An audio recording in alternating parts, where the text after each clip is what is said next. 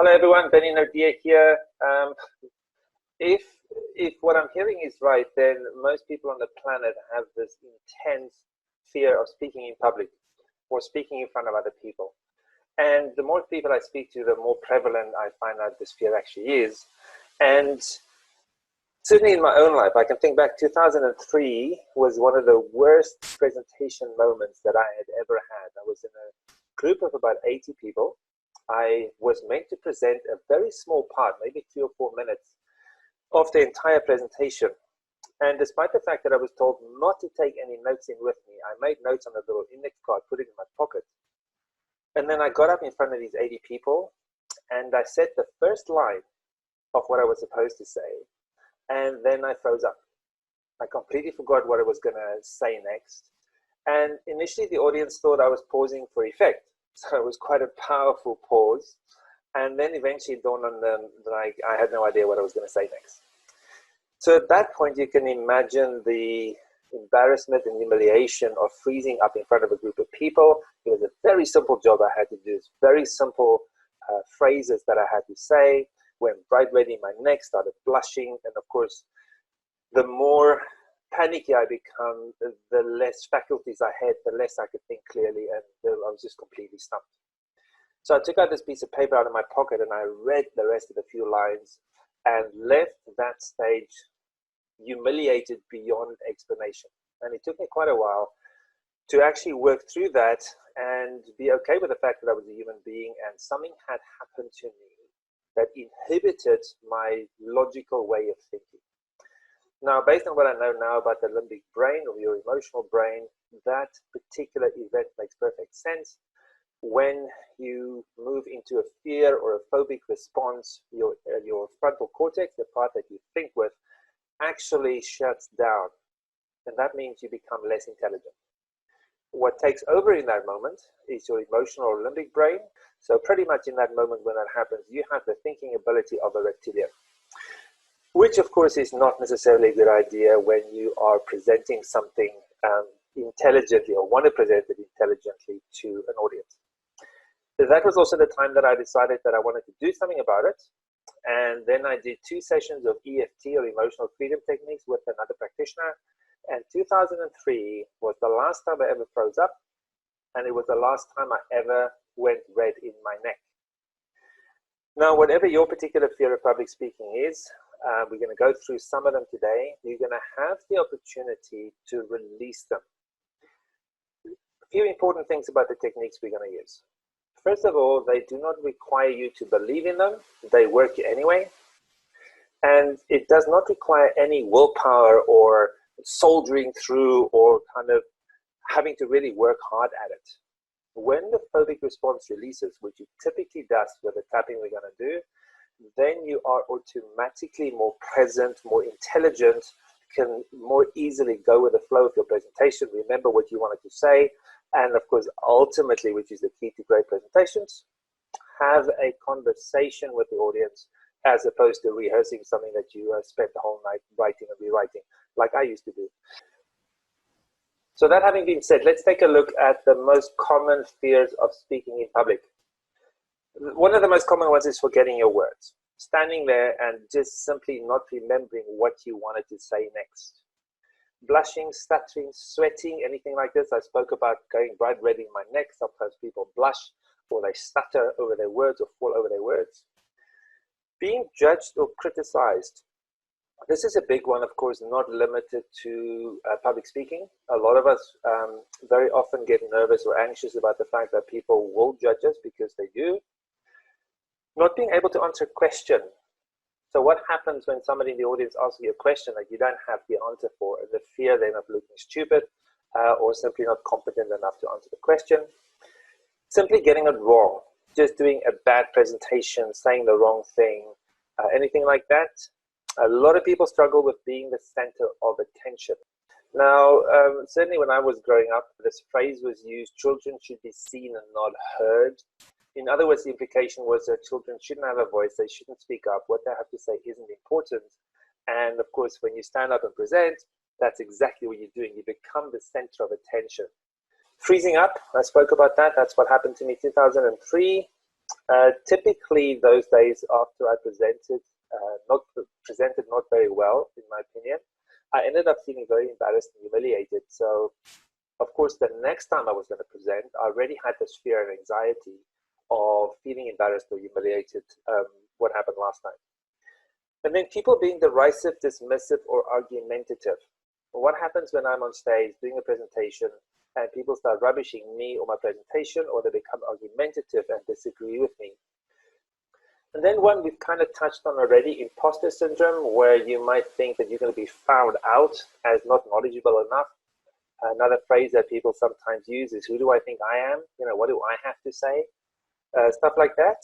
And then for some of you, you might not have broken down your fear of public speaking yet. You might just know that when you even think about presenting in public or speaking in front of people, that something happens and you start freaking out.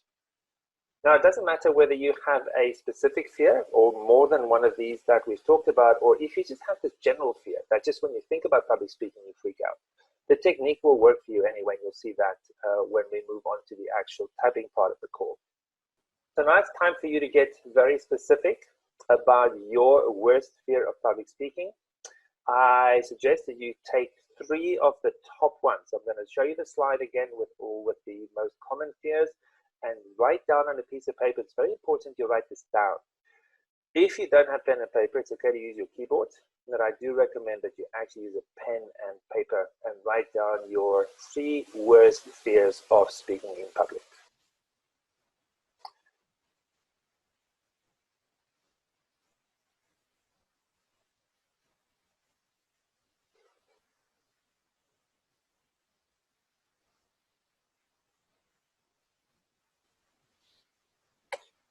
Okay, so now that you've written down your 3 worst or your top fears of speaking in public, you're going to rewrite them. You're going to rewrite them using evocative and or somatic language. I'll explain in a minute what that means if you don't know. And then you're going to rate them out of 10. So make this little table on a piece of paper. And then here on the first column, you're going to write out your fears in evocative or somatic language. So for example, with the first one, instead of saying I get nervous or a little bit anxious, write it in more emotional language, like I freak out, right? That's got emotional value of statement, like I'm freak out, or I completely panic when I think that I might freeze up. That's the second example. And then the somatic language is anything that relates directly to the body. In other words, any sensations that you feel when you present, but also even just when you think about getting up on and speaking in front of people. So knot in my stomach, my throat closing up, blood pressure going through my head, anything like that. Once you've rewritten your 3 statements in evocative or somatic language, then give it the start rating out of 10, how high it is. And this is not, by the way, this is not a feel-good exercise. This is not how good you can feel about it. This is how anxious, panicky, freak out you can feel about it. So make that feeling as high as you possibly can. You might imagine a future presentation or even a past one to help you really get in touch with the feeling of speaking in front of people. And then at the bottom of that table, write down a statement of affirmation. It's important that this feels good to you. There's some examples at the bottom of the page, like I'm okay, I'm a good person, I'm doing the best I can, I accept myself, I choose to be kind to myself. Anything that is affirming and that feels good and true for you. So now the only thing that remains to be done is the actual tapping. So here on the right-hand side, you'll see a diagram of all the tapping points. I'm going to briefly take you through them. I do suggest you tap with both hands as opposed to just one hand. There's some exceptions, and I'll show you when we get to those. The first point is at the top of the head. So typically people tap around the crown very gently. Then the next point is the top of the eyebrows, which is exactly where it says. So you can tap very gently on the top of the eyebrows. Then we move to the side of the eyes, under the eyes. Listen, I know this looks a bit weird, but it works anyway. So if you're willing to look weird for like 20 minutes, you might really work through the fear of public speaking. So surely that's worth it. So under the eyes. The next point is under the nose. Here you want to be sure that you tap with one set of fingers so you actually get the middle bit. The next point is called the chin point. It's actually just above the chin, so below the bottom lip. Again, you want to tap so that you get the middle part there. Then the next point is called the collarbone point. So it's here on the chest. Again, you can very gently, you can move around, just tap where it feels good. Now, then there's a point here that not many, then there's a point further down that not many practitioners use, and it's at the top of the rib cage. So it's pretty much under the breast, top of the rib cage. You want to tap very gently there. And then the last point is under the arms. With kids, it's often we do it like this, and we call it the monkey point. And then those are the points on the body. We're also going to be using the finger points today. And the easiest way to do the finger points is simply to squeeze them quite firmly on the side. If you prefer, you can tap them. Otherwise, you can just very firmly squeeze them, not top and bottom, it's the sides of the nail. Each one very gently, firmly. You can do these fingers in any sequence. It's completely irrelevant which way you do them, as long as you do them. Finger points. And then the last point we're going to use today is called the gamut point, which is also on the diagram. So between your little finger and your ring finger, there's a little groove that moves down to your wrist. And very gently, you can very gently tap it. You can even massage it or just hold it. So those are the different tapping points. I'm going to talk you through them every time anyway, so there's no need to memorize them at this point.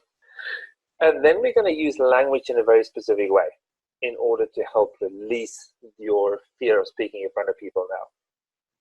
So we're going to do tapping, and it's very simple. There are just 2 steps to tapping. The first one is you're going to say your fear. You're going to add the affirmation phrase, and you're going to use the word anyway while you tap on what's called the karate chop point. We missed that one in the demo I just did, but it's pretty much just on the side of the hand. Also know that you can tap on any side of the body. It doesn't really matter. I sometimes change because I do a lot of tapping and it sometimes become sensitive. You don't have to change when I change. So you're going to say your fear, you're going to add your affirmation phrase, and you're going to use the word anyway. You're going to repeat that 3 times while you tap on the karate chop point. So in this example, we'll use even though I freak out that people might judge me, I accept myself anyway. Second time, even though I freak out that people might judge me, I accept myself anyway. And the third time, even though I freak out that people might judge me, I accept myself anyway. So that's the setup statement done. And then the only thing that we're going to do is we're going to simply repeat just the problem part of that statement on each of the tapping points. So for example, I freak out that people might judge me. Top of the eyebrows, I freak out that people might judge me. I freak out that people might judge me. I freak out that people might judge me. I freak out that people might judge me. On the chin point, I freak out that people might judge me. On the collarbone point, I freak out that people might judge me.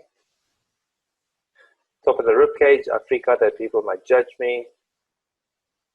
Under the arms, I freak out that people might judge me. And then the finger points. This time I'm just going to tap them. You can squeeze them, remember. I freak out that people might judge me. I freak out that people might judge me. I freak out that people might judge me. I freak out that people might judge me. Actually, the ring finger you tap on the other side, so it's sometimes just easier to squeeze them. I freak out that people might judge me. And then the little finger, I freak out that people might judge me. And then we're simply going to hold or very gently tap or massage the gamut point, and you're going to do the best you can to reconnect, in other words, to recreate or really feel this panic or freak out or fear or angst or nervousness that you feel when you speak in front of people.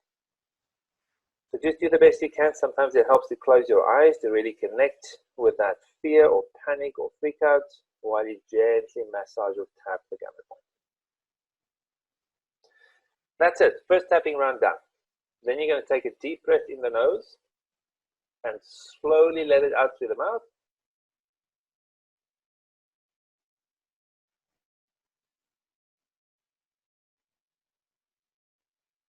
And then you're simply going to go back to your statement, and you're going to rate the statement again in the after round 1 column. Again, this is not a see how good you can feel exercise. This is a see how bad you can still feel exercise. Okay, good. So that's the demo done. And then, of course, what it says at the bottom, repeat until you feel better, or complete until the fear completely evaporates or at least reduces. Good. So now we're going to do it for you. So decide out of those three fears, which one is the highest. And then when I use the phrase that, I'm going to say, even though that, when I say that, you're going to replace that with whatever it is, whichever one of these you have selected to work with first. Okay, good. And then we're going to start tapping. So tapping on the karate chop point. And I'm going to use the phrase, I accept myself anyway. You can use whatever phrase you want to use that works for you. Even though that, and I do suggest you say this out loud if you can. If you're in a public place, it might look a bit crazy, so you don't have to do it then. But if you can, rather say the words out loud. Even though that, I accept myself anyway. Even though that, I accept myself anyway. Even though that, I accept myself anyway. It's important to remember the anyway at the end. Then tapping through the point starting at the top of the head, I'm just going to say that, and you're going to repeat only the problem part of the statement. That, top of the eyebrows, that,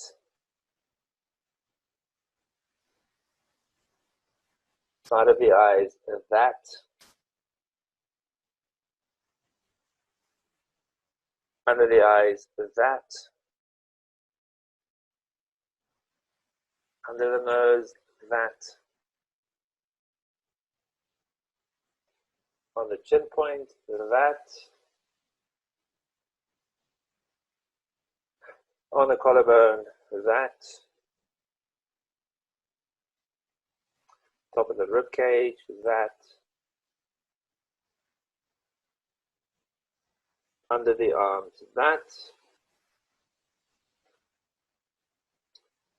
squeezing or tapping the finger points, that, that,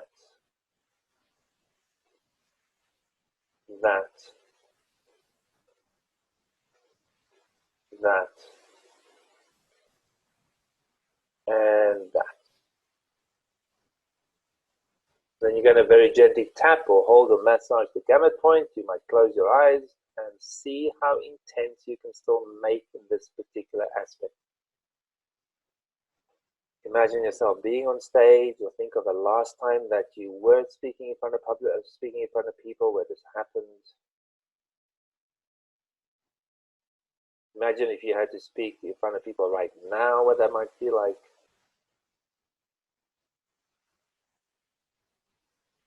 I'm going to take a deep breath in the nose and slowly let it out through the mouth.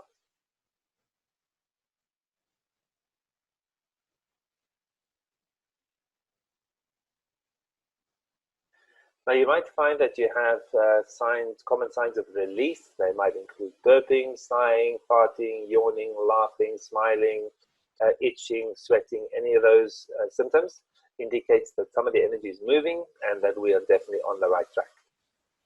Now you're going to go back to this table and you're going to pick the one that you were working on and write out your score out of 10 in the after round 1 column. Important to know that this rating could have gone up, stayed the same, or come down. Either way is fine. Sometimes phobias shift very quickly with EFT, so it's possible that the whole phobia has collapsed, that particular aspect of it. If that had happened to you, then pick the next one on your list. However, if you still have something less left from the first one, then we're going to continue doing some more tapping, and we're simply going to phrase this setup statement a little bit differently. Here's how that goes. Even though I still have that, I accept myself anyway. Even though I still have that, or even though that, I accept myself anyway. Even though still that,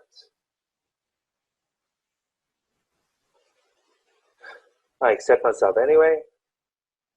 Sometimes also an intake of breath and out is also a sign that something is moving. So that was 3 times. And then top of the head, this remaining that. Eyebrows, this remaining that. Side of the eyes, this remaining that. Under the eyes, this remaining that. Under the nose, this remaining that.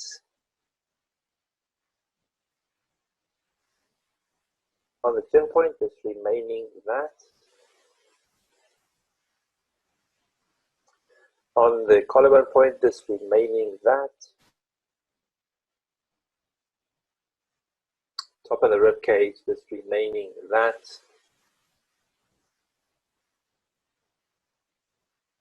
Under the arms, this remaining that.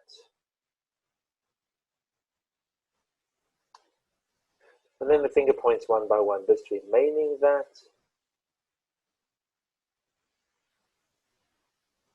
This remaining that. This remaining that. This remaining that. And this remaining that. And then like before, you're going to move to the gamut point. Very gently tap it, hold it or massage it. Close the eyes. And see how high you can make this particular aspect of speaking in front of people. You might need to go into memory of a previous time or into the future, into an imagined time. And see how intense you can make this feel.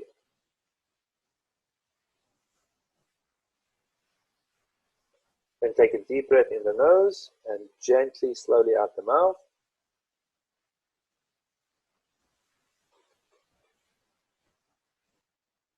So then just check your body and notice what's happening in the body. It might be that the body is starting to open up and relax, or it might be that you're becoming even more tense and tightening up. Either way, let's go back to the rating and see what happened this time. So then in the after round 2 column, write down the rating now. Could have gone up, stayed the same, or come down. Now, what you might also find during the tapping, perhaps you found it in the previous round, sometimes things shift. And it might be in this case that you realize, well, actually, it's not so much that you freak out, but in this point, you might just be really annoyed that people might want to judge you. Like, who do they think they are to actually judge you?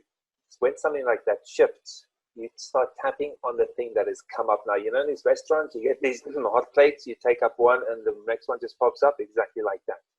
So we're going to do one more round, either on exactly the same phrase, if it hasn't shifted at all, or on the new phrase that has come up, or if that first one that you wrote down is completely collapsed, you can't get in touch with it anymore, it might seem distant, almost like black and white, or it's not that big a deal, then you can move on to the second one. So let's do one more round together. So you'll tap on the side of your hand. Again, I'm just going to say that, and you're going to substitute that for whatever has come up for you now. Okay, here we go. So even though that,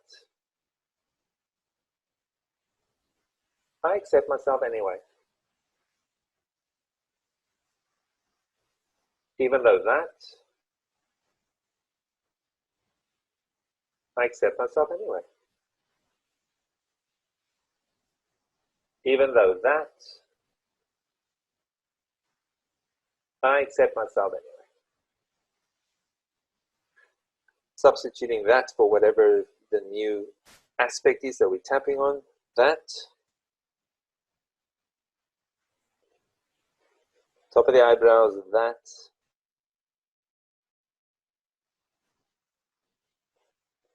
Side of the eyes, that.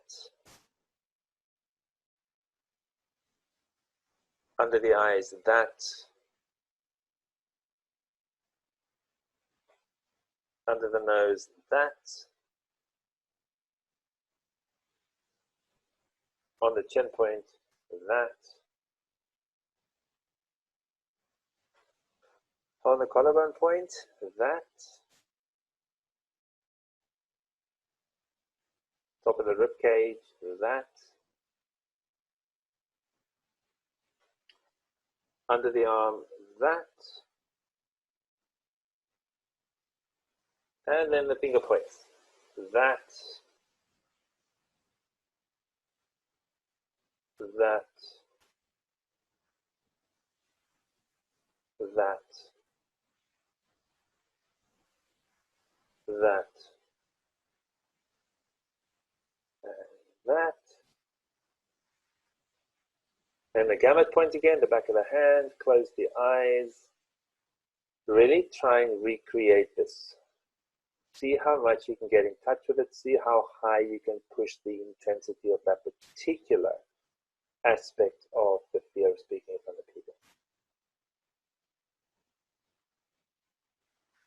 If it hasn't completely shifted, then go back to the tapping points. If you notice something in the body, for example, maybe a tightness in the stomach or a tightness in the throat, then simply do some tapping on that, which would look like, even though I have this tightness in my throat, I accept myself anyway 3 times. And then this tightness in my throat, this tightness in my throat, this tightness in my throat. Allow yourself to be open to be surprised. We spoke of it in the beginning of the call, that when EFT works, it does not require willpower.